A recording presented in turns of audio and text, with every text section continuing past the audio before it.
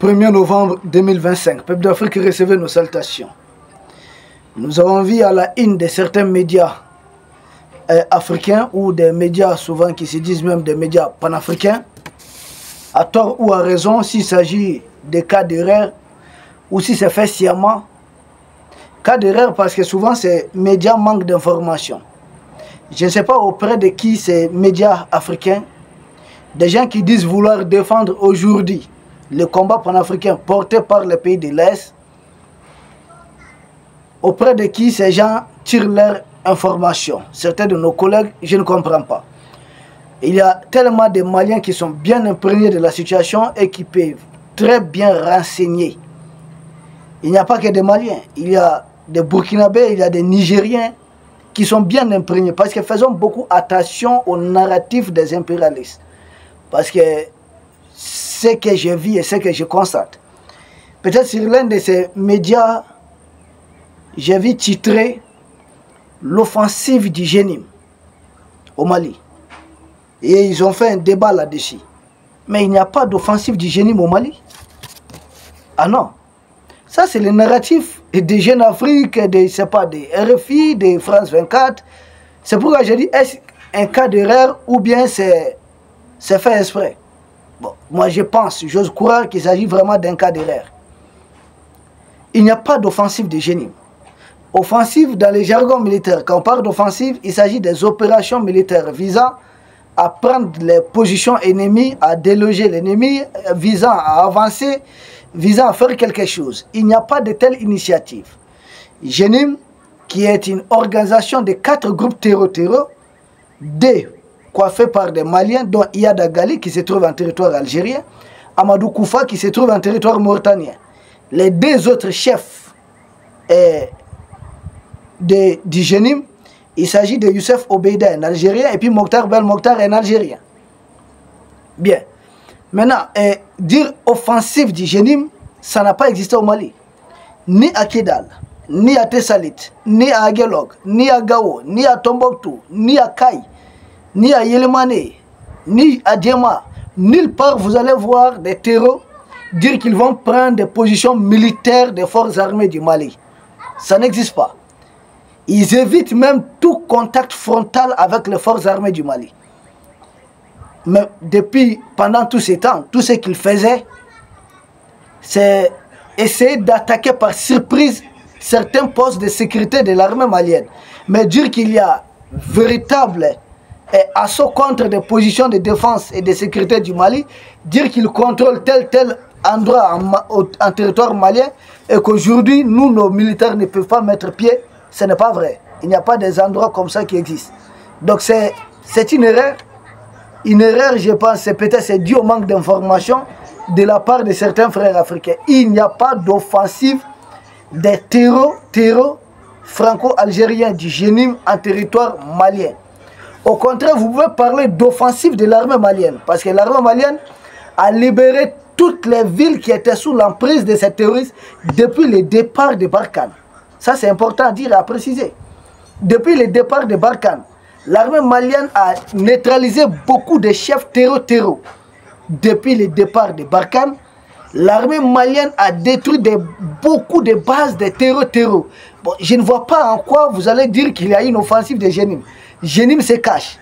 Et l'une des rares fois que Génim a décidé de ne pas se cacher et à s'attaquer à des camions citernes, et là aussi à se cacher dans des forêts, parce que le Mali est très vaste. C'est un pays 1 241 238 km².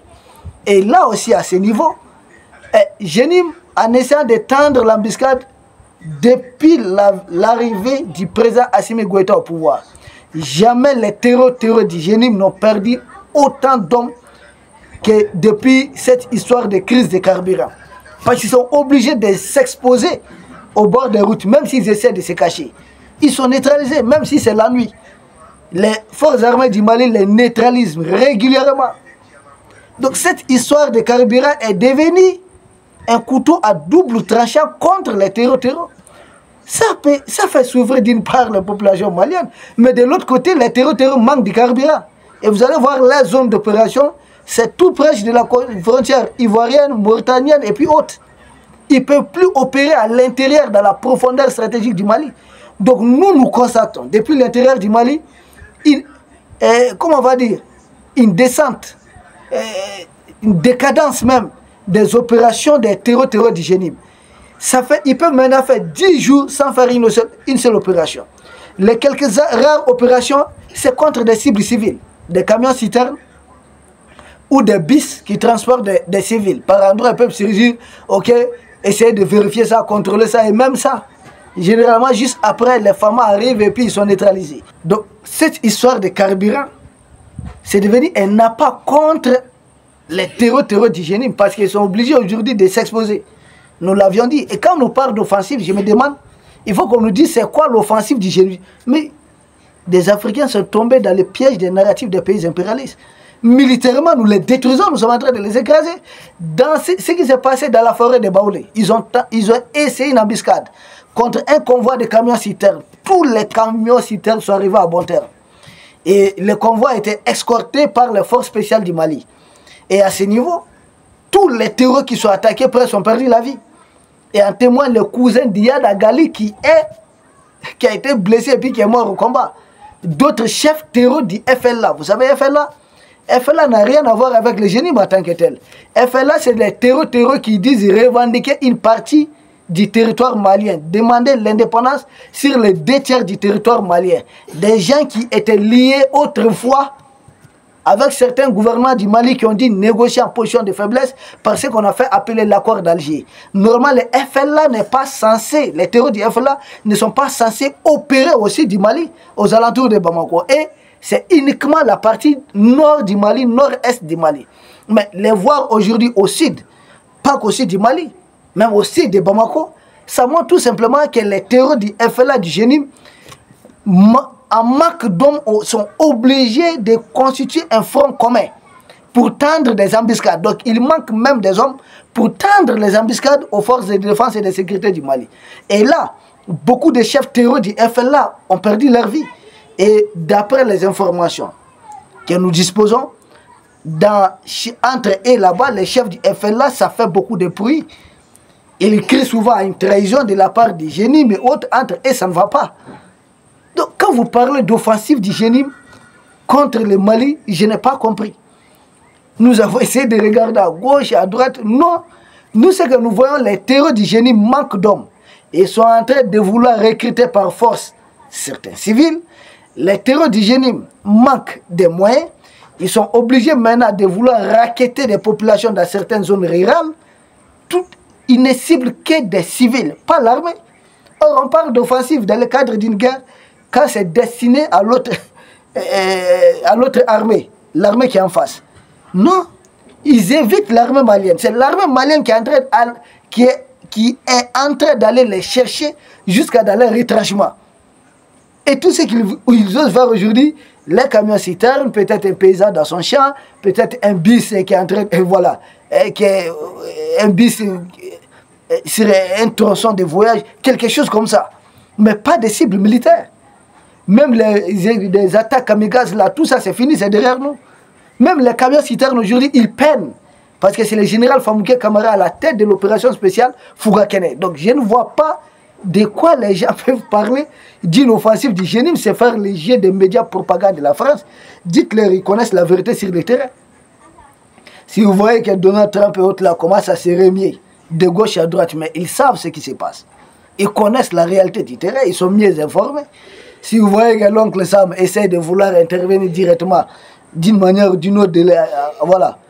Mais dites-vous, c'est parce que la jeune française a échoué, la jeune algérienne échoue. Militairement, ils ne font pas le poids. Hein. Non, non, non. Donc, puisqu'ils ne font pas le poids, ils ont besoin de certains éclats, exploits médiatiques. Et pour cela, il n'y a pas mieux pour eux que de s'attaquer à un camion citerne, peut-être qu'on va filmer en train de prendre feu. Donc, et puis voilà, ça serait pic de communication. C'est tout. Il n'y a rien d'autre. Militairement, on tient toutes nos positions.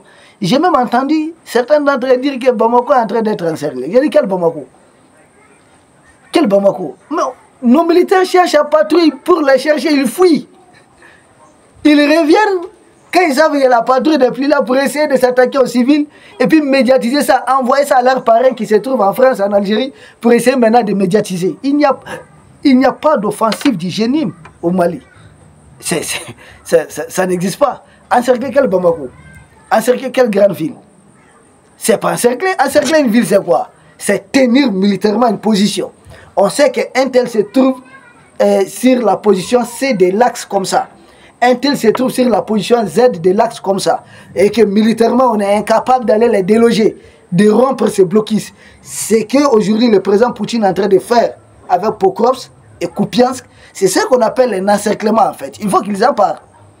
Où on voit vraiment des positions de militaires russes autour de la ville de Pokrovsk, autour de la ville de Kupiansk. Ça, c'est un encerclement dans les terres militaires.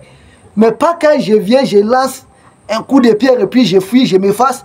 Mais je ne tiens même pas ma position. Comment on peut parler d'encerclement? Non, ils sont en train de mener des exploits. Pardon, comment j'ai pas dit exploits? Et des opérations pour provoquer, c'est pas un éclat, un exploit médiatique. Et puis l'air pareil, vous savez, quand je vois des Africains relayer cette propagande, mais je suis désolé. Et j'ai vu même un invité qui était un peu boule-boule là. Comprenez ce que ça veut dire? Boule-boule, vous savez, les chiens bergers allemands. Ah, excusez-nous, c'est comme ça que je le décris. Parce que lui, il était en train de vociférer contre le Mali. Les deux autres invités, d'accord. Et même d'autres Africains, d'accord. Mais lui, quand même, lui, c'est un égaré. Lui, il a besoin d'être décolonisé mentalement.